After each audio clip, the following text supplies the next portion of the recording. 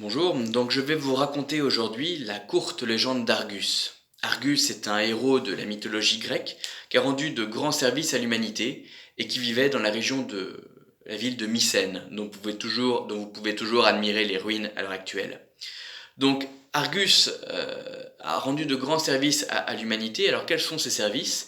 Bien notamment, il a réussi à tuer un taureau en furie qui ravageait la région de Mycène. Et ensuite, il avait écorché ce taureau et s'était fait un manteau de cette peau de taureau. Donc il avait un aspect assez effrayant, et Argus avait aussi la particularité d'avoir 1000 yeux. Donc des yeux, nous on en a deux, lui il en avait 1000 répartis sur tout le corps.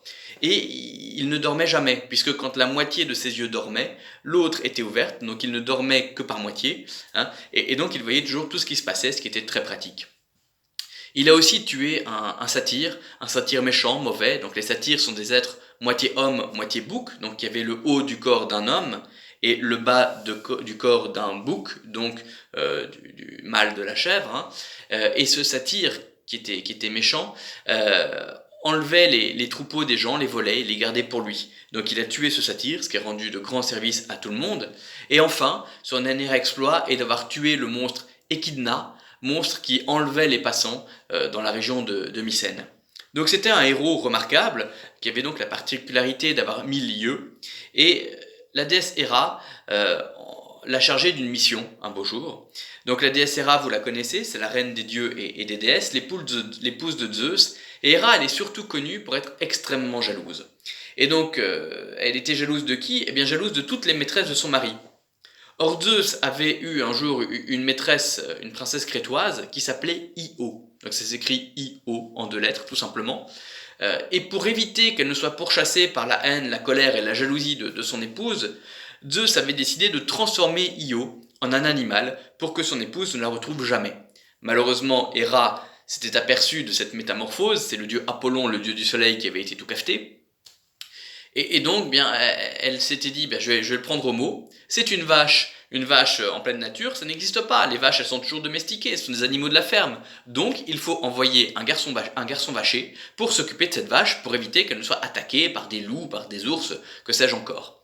Et donc, pour rendre service, entre guillemets, à la vache, elle a demandé à Argus, cet héros de la mythologie, de garder cette vache. Donc Argus a attaché la pauvre Io à un tronc d'arbre, un tronc d'olivier dans la région de Mycène, et s'est mise à la garder. Et donc la vache était en quelque sorte prisonnière de ce monstre Argus.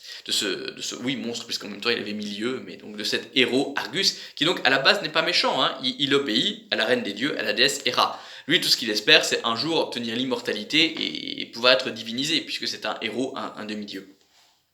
Alors pourquoi Zeus avait-il transformé Io en vache? Eh bien parce que Io avait de très beaux yeux, et de très grands yeux noirs avec plein de cils, des yeux qui ressemblaient en fait aux yeux d'une vache. C'est vrai, nous les vaches, on voit des animaux qui sont dans les prairies, qui ont le cul plein de bruns, enfin voilà, c'est pas des animaux glamour à l'heure actuelle.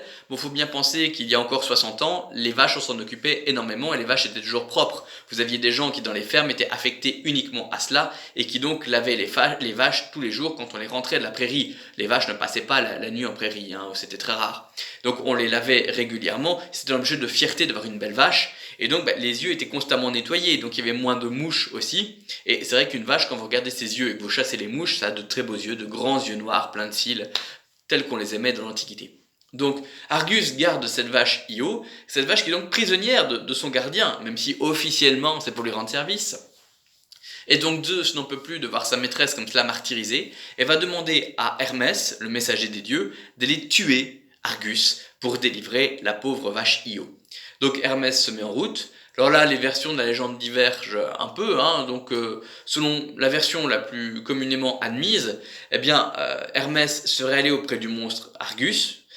Il aurait joué de la flûte de Pan. Donc vous savez, cette flûte de Pan, c'est la flûte où vous avez des morceaux de roseau qui sont de tailles différentes et qui sont liés ensemble par une liane, par une feuille de roseau ou par une lanière de cuir. Et vous jouez, hein. C'est un instrument qui est encore très très utilisé à l'heure actuelle. Et donc Hermès va jouer de la flûte de Pan. Argus va s'endormir totalement, c'est la première fois de sa vie. Donc tous les yeux se ferment en même temps, les 1000 yeux. Et Argus s'endort. Ensuite, Hermès prend sa propre épée, son propre glaive, et va trancher la tête de Argus. Donc il tue ce monstre. Le problème, c'est que Argus était un monstre gentil. C'était un héros de la mythologie qui ne faisait qu'obéir aux ordres de la déesse Héra.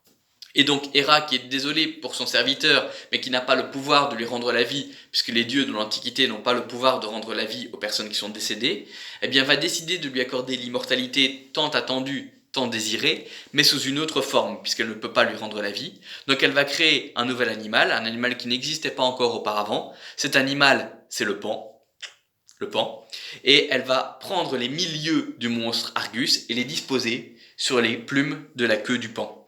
Donc c'est pour cela que les plumes de la peau du Pan possèdent tous ses yeux, ce sont les 1000 yeux du monstre Argus, et ses yeux ont encore le pouvoir de voir, et le Pan devient l'animal fétiche de la déesse Héra. C'est l'animal qui va tirer son char, donc un animal majestueux, qui va tirer son char en volant dans les ailes, et en même temps lui servir d'espion. Voilà qui clôt cette petite légende qui illustre une métamorphose. Merci.